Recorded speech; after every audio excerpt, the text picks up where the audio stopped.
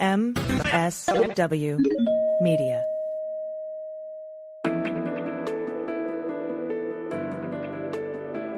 Spy Talk, a podcast at the intersection of intelligence, foreign policy, national security, and military operations. I'm Michael Isikoff, and this is Spy Talk.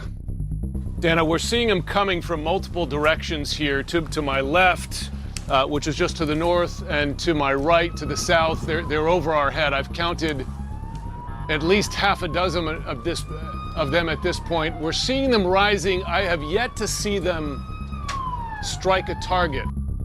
That was CNN's Jim Sciutto reporting from Tel Aviv Tuesday as Iran unleashed a barrage of ballistic missiles aimed at Israel, a dramatic escalation of hostilities that has the world on edge. The Iranian attack hit few of its targets and appears to have caused minimal casualties. The only reported death was of a Palestinian Arab in the West Bank. But the sheer scale of Iran's assault has prompted Israeli officials to warn that they too will respond, at a time and place of their own choosing, of course, even while the IDF continues with its own incursion into Lebanon to clear out fighters from a badly weakened Hezbollah, Iran's proxy army. Has Israel restored deterrence in the region by severely weakening Hezbollah and exposing Iran as a paper tiger? Or are we on the edge of a much wider, potentially catastrophic escalation? We'll talk to a leading expert on the Hezbollah-Iran nexus, Matthew Levitt, a former FBI and Treasury Department counterterrorism analyst, and now a senior fellow at the Washington Institute for Near East Policy, on this episode of Spy Talk. Matt Levitt, welcome to Spy Talk. We were looking for somebody who could talk authoritatively on everything that's been going on in the battle between Israel, Hezbollah, and Iran. And I, of course, thought of you. You looked for that guy, couldn't find him, and settled for me. I'm grateful. And we got you. Help us to understand this Iranian missile attack on Israel. It's the second time Iran has conducted such a massive assault, and the second time it appears they've largely struck out. What did Iran fire at Israel? How did Israel, with the help of the United States and apparently others, strike them down? And how much comfort should the citizens of Israel take from this that they can now rest easy? First of all, thank you for having me on the pod. It's great to be here. I think that back in April and now today as well, people are going to downplay the attacks because there were so few casualties. That's a huge mistake. When you fire 180 ballistic missiles, you don't know that you are going to get off without killing a lot of people. This could have been very, very, very different. If it were not for the Israeli multi-tier air defense system, and let's be clear that the ballistic missiles rely almost exclusively on one of those tiers. Were it not for the U.S. And for some role played by Jordan and France and the UK and others, this would have been much, much worse. Iran clearly felt that it had to do something after a series of Israeli mind-boggling intelligence successes, from assassinating the head of Hamas in Tehran while he was there for the president's inauguration in an IRGC safe house, to the assassination of Hassan Nasrallah, the leader of Hezbollah, and effectively one of the key leaders of Iran's overall axis of resistance, its proxy network, to the almost dismantling of Hezbollah leadership, its fighting capacity. U.S. and Israeli officials are saying that the Israelis have taken out as much as 50% of Hezbollah's rockets already. This is mind-boggling. At the end of the day, though, Iran is in a pickle because Iran really has only one critical red line here. They're perfectly fine setting off fires throughout the region, and if there's a regional war that serves their purposes, that's fine with them, even if lots of people die. What they don't want, their one red line, is that violence bleeding back over the border into Iran. Because for Iran, that becomes a domestic issue. Iran is very concerned about looking weak to its domestic constituency that is not necessarily enamored by it. And so you have to anticipate that there's going to be an Israeli response. And where that goes from here, I'm too smart to try and tell you. All right. Well, I want to unpack all of that, but just sort of starting out with the limited number of casualties. The only person apparently killed in this massive missile attack was a Palestinian Arab from Gaza who was in the West Bank. Look, Israel is a small, densely populated country. It's hard to see how you can fire that many missiles and not end up hitting something. Now, there are some photos of debris. There was a school hit. But still, is it possible that Iran, fearing a wider war, is deliberately trying not to cause mass casualties in Israel? Or is it that they simply aren't capable of pulling something like this off? This is absolutely not a situation where Iran is trying to restrain itself. I mean, they've had 2 attacks, missile attacks on Israel, and they've barely caused any damage. It's a commentary on their capabilities, which don't include really, at least so far, the use of precision-guided munitions that can be aimed at a specific building window. So they aimed a lot of things at Israeli headquarters. None of those hit. Some of them did, in fact, land, but nearby. And the fact is that the Israelis and Americans, with help from some others, including Arab states, knocked down a lot of these. You fire 180 ballistic missiles, you're trying to hit something. Yeah, I mean, these were Fatah 2 missiles, hypersonic, with a speed of up to 10,000 miles per hour. I mean, granted, Israel's Iron Dome and its missile defense is pretty sophisticated and obviously very good. But still, I mean, those seem like pretty powerful, fast-moving missiles that one would expect would hit some of its targets. Fast-moving ballistic missiles just means it gets to what it's going to hit quickly. It doesn't comment on what it's going to hit or whether it will be knocked out of the sky. It does mean you have a lot less time to be able to identify them and knock them down. And it does mean that basically only one of the 4 tiers of Israel's air defense system will be relevant for these types of systems. So this is a really stark difference from what happened in April, where the Iranians really kind of projected, made it clear that stuff was coming. Then they sent things in 3 waves. They sent drones that basically go the speed of a car. They sent low-altitude cruise missiles that basically go the speed of a commercial airliner. And then they fired a small number of ballistic missiles, which is all they fired this time, which go in the distance in about 12 minutes. And so this time there was no forward warning. There was none of the slow stuff. This was a significant ratcheting up of their efforts. And there is no question in my mind but that there will be a response. I hope it is not targeting the oil industry, because that would affect the price of oil around the world. And it would also probably lead Iran to target oil installations in Gulf states, which they've threatened already they would do. I think that the Israelis will be considering hitting something related to the nuclear program. And there certainly is public talk about that. On that point, Matt, I want to read you from some of what Naftali Bennett posted on X in the aftermath of the attack. Bennett, of course, is the former prime minister of Israel. And he wrote, "We must act now to destroy Iran's nuclear program, its central energy facilities, and to fatally cripple this terrorist regime. We must remove this terrible threat to our children's future. Now is the moment. This opportunity must not be missed." That sounds like a full-scale call for regime change, to destroy the Iranian regime.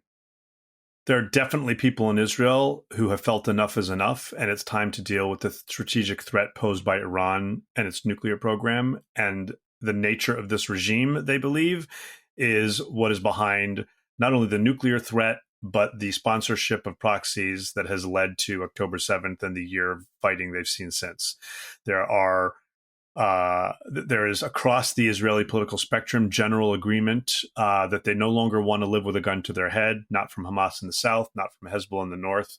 And the question is, does that translate into a bigger type of response against Iran for the ballistic missile attack? Or is the Israeli response more restrained? I honestly can't tell you what they will decide. I don't think they've decided. But look, you're talking about a bigger response. And I should point out, by the way, that Jake Sullivan, the White House National Security Advisor, did make reference to that there will be severe consequences to what Iran did from this. So that was pretty striking language from the United States. But Bennett is going beyond that. He's talking about destroying the government of Iran, regime change. And if that is where the thinking in Israel is, does that make sense to you? Or should the United States be doing everything it can to restrain Israel from doing what Bennett is talking about there? Look, I would make a distinction between what the politicians, especially politicians who are out of government, maybe want to get back in, are saying, and what the actual Israeli kind of military folks are pointing to. I think that there's going to be concern here in the United States if the sense is that Israel wants to do something really huge to the extent of regime change in Iran. Short of that, both National Security Advisor Sullivan and Secretary of Defense Austin speaking the day before the ballistic missile strike, said there would be severe consequences, Austin, if there were an attack, and Sullivan after the fact. What remains to be seen is what that looks like. What is the U.S. role going to be in those severe consequences? If the U.S. severe consequences are another round of sanctions, look, I'm a former senior Treasury official. Sanctions have an important place in this, but that would be meaningless and I think would be undermining our word in deterrence. What the U.S. does next on its own or with Israel will be important for our standing vis-a-vis the Iranians moving forward. So wait, if sanctions are meaningless, and you think that what Bennett is talking about, it goes too far, if I heard you correctly. So what is a appropriate military response to this? I'm not a military planner, but it seems to me there is going to be a military response. What you want to see is one that is something more than demonstrative, something that will take out a capability, much like the Israelis have done to Hezbollah in Lebanon. They've not just been targeting low-hanging fruit. They have been carrying out strikes that actually make it more difficult for Hezbollah to present threats to Israel, and do that in such a way, perhaps, that makes it more difficult for your adversary to then respond in kind. And the Israelis have never asked America to fight their fights. I don't see them starting now. But they have articulated their position that they think that Iran presents threats not just to them. I think they're right in that. And so there's multiple ways the U.S. can play an assisting role, and we'll leave it to the military folks to figure that out. I think without question, Iran and its adversaries have to be convinced that from here on out, there will be actual costs. And the reason they keep doing the things they've been doing over decades is because there have not been tangible costs. Iran has a new president, Masoud Pezeshkian. I hope I'm pronouncing his name correctly. And in the Iranian political context, he's viewed as a moderate. He has made numerous statements, given numerous press interviews, in which he's made clear Iran does not want a wider war or a direct conflict with Israel. Should we take him at his word?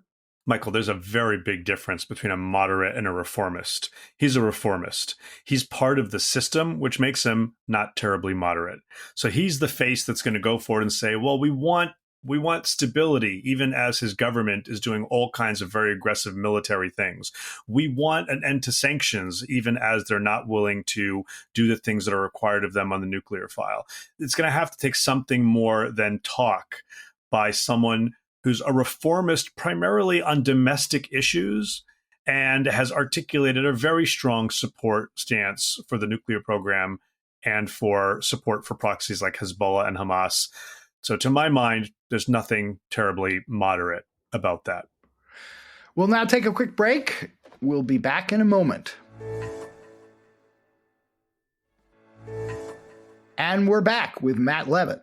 While fending off these missile attacks, the Israelis have made, the IDF has made what it described as a limited incursion into Lebanon.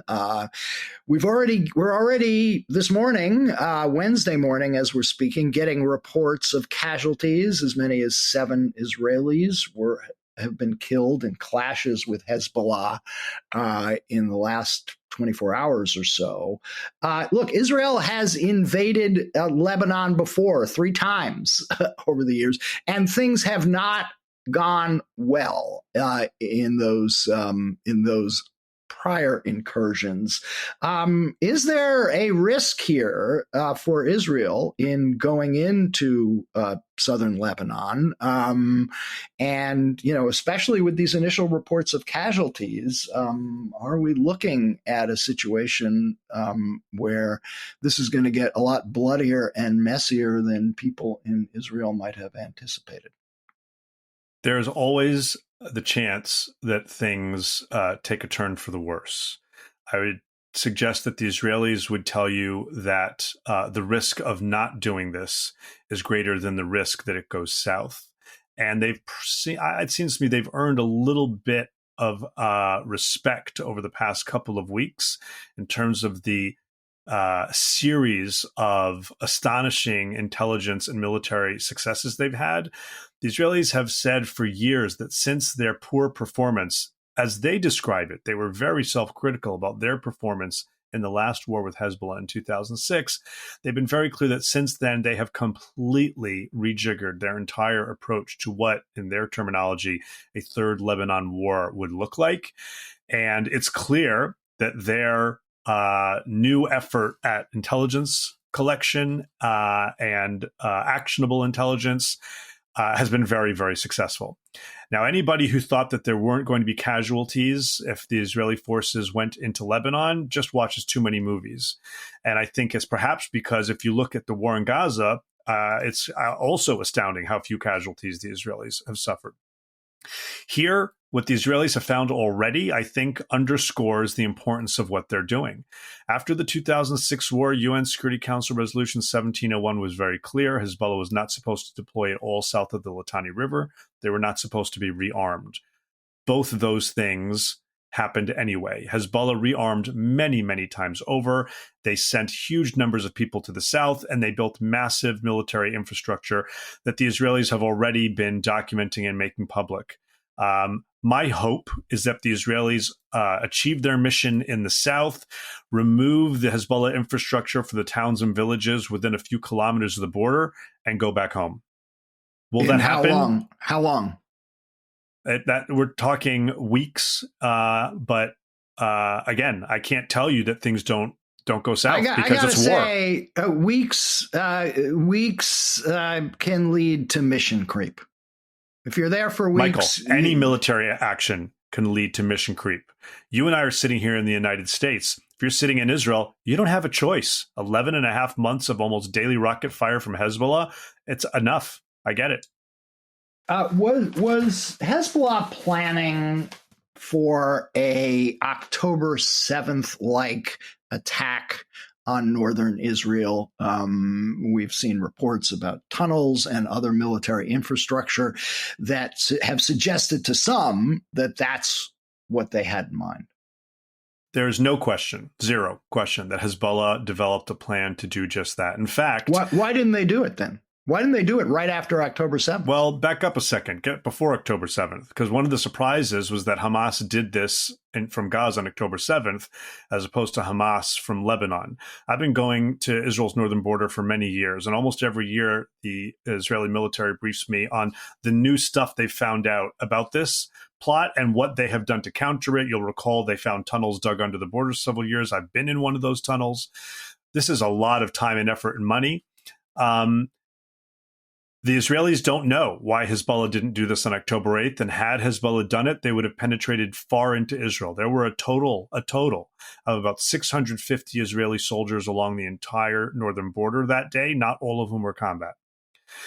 They immediately ferried people up to the north in helicopters and feel very lucky that Hezbollah didn't do what it wanted to do. But now they've already, in the past 24 hours, made public detailed maps that they've found in Hezbollah bunkers and villages on the Lebanese side of the border, documenting where the villages are, where the military is. It's the exact parallel to the type of material found on Hamas attackers in the days after October 7th. And the Israelis say that when they killed Ibrahim Akil several days ago, about a week ago, right after the pagers and walkie-talkies exploded, that he and a group of some 15 to 20 Radwan Hezbollah Special Forces commanders were meeting in person to plan just that type of attack, to put it in motion. And they were killed during that meeting, according to the Israelis. So they were planning that for when? Because the timing still seems a bit of a mystery here. They obviously had a opportunity to attack in the aftermath of October 7th. Well, they've had many opportunities. Clearly, right. This was a capability they wanted to hold on to. If you look at the videos the Israelis have released from what they've found in these bunkers just in the past 48 hours, forward positions, weapons, and all kinds of stuff ready to go. I think they felt that they were pushed to the point of wanting to do it after the pager and walkie-talkie attack, which was not only something that took out their wartime communication system, but put out of commission some 2,000 to 3,000 injured operatives. These were not pagers, by the way, that your Hezbollah employee at a hospital or a clinic would wear. These were for wartime, and they wanted to do something big back, and were thwarted. So when I was covering terrorism in the aftermath of 9/11, I remember going to multiple briefings in which counterterrorism experts would talk about how, as menacing as Al-Qaeda was, Hezbollah was the A-team when it came to international terrorism organizations. And you wrote a book a few years ago, Hezbollah, the Global Footprint of Lebanon's Party of God, in which you talked about how Hezbollah was the sort of primary and most lethal terrorist organization in the world. And yet, in just the last few weeks, it looks like they have been seriously damaged, if not dismantled. Was Hezbollah a paper tiger? Did we overestimate its strength and capabilities? No, I don't think we did. What we underestimated was the Israeli conviction to fix the mistakes from 2006 and be prepared to really take the fight to Hezbollah. And they put so much time and resources and effort into this because the threat was so real. Mind you, they still pose a very significant threat. U.S. and Israeli authorities are quoted in the New York Times today as saying that they believe that Israel has knocked out as much as 50% of Hezbollah's rockets. Let's even say that's true, which would be mind-blowing. That still leaves them 75,000 to 100,000 rockets. As you look at Hezbollah's capabilities in the recent years, it's really focused on its military militia activities in Syria and elsewhere, but it also has an international terrorist capacity, the Unit 910 or Islamic Jihad organization. And as I look at the various components of Hezbollah, most of which have had leadership killed over the past few years, the Islamic Jihad organization, the terrorist wing, has not. Talal Hamia, its leader, is still out there. And if I were Hezbollah looking to be able to do something against Israel at a time when I'm less capable of doing that with rockets, I'm less capable of doing a cross-border raid, that's what I would be looking to do, to carry out an attack abroad. And even just this week, there were Hezbollah operatives arrested in Argentina on an illicit finance plot, they say, but when they raided their apartment, they found weapons. Did Hezbollah, were they involved in the bombing of the Jewish center in Argentina back in the 1990s? Yes. That was a Hezbollah operation? The 1994 bombing of the Amia Jewish Community Center was carried out by Hezbollah, a Hezbollah suicide bomber named Ibrahim Barrow. Iran played a role in supporting that. About a year and a half earlier, they blew up the Israeli embassy, also in Buenos Aires, in 1992. In between, they tried to blow up the Israeli embassy in Thailand and nearly succeeded, except that the suicide bomber got into a fender bender on his way to the target and fled the scene and left his car bomb for police to find. And there have been many other plots around the world. Were all these plots and attacks approved or directed by Nasrallah? It's really difficult to say what the chain of command is for approving these things. I think it's safe to say that the really big international plots, there's no way that he would not know about. He sat at the top of the Jihad Council, not only as the Secretary General of Hezbollah, but I think there's really not unclassified material pointing to a phone call or a letter where he says, yes, go do it. It's more of an assumption. But how weakened is Hezbollah by the mere fact of his assassination by Israel last week? The first thing to point out is that we're not talking about just a decapitation. This is more like open heart surgery, because it's not just the removal of Nasrallah, it's the removal of dozens of people below him and all kinds of capabilities. But Nasrallah was truly unique. Most people have focused on his skills as a speaker, as an orator, and that was definitely true. He grew up as a gunman. He had extremely close relations with Iranian leaders and the Quds Force. He was a unique leader, and everyone assumes, myself included, that he'll be succeeded by Hashem Safiuddin, the head of Hezbollah's executive council, a relative of Nasrallah, relative by marriage into the Qasem Soleimani family. Safiuddin is a dangerous guy. He's nowhere near as capable as Nasrallah was.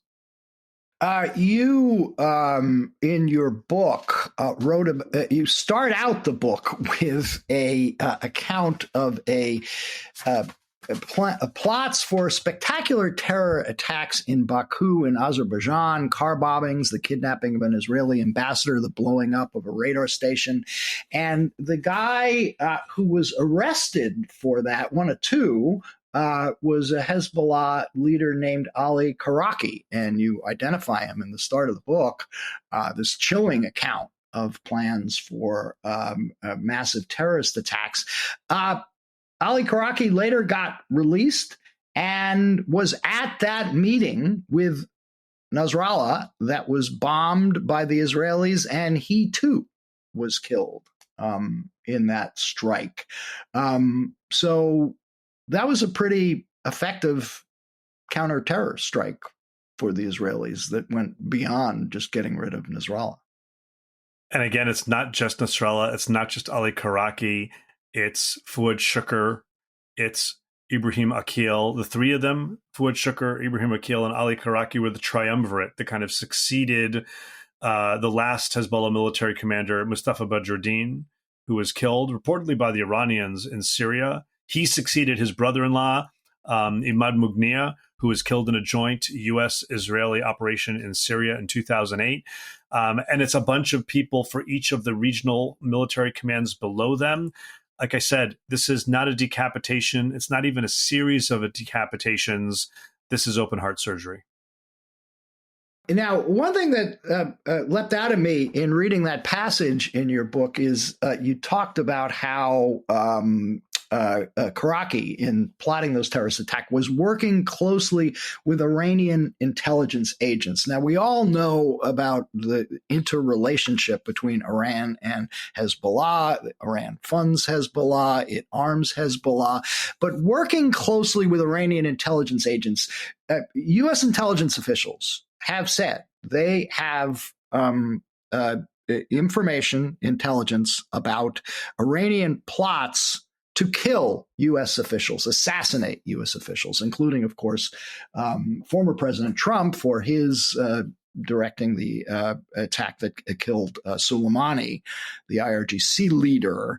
But Hezbollah as far as I know. They've always had a coterie of supporters and agents in the United States. Is there reason to think that Hezbollah operatives in the United States are working with Iranian intelligence agents to plot assassination attacks on U.S. officials?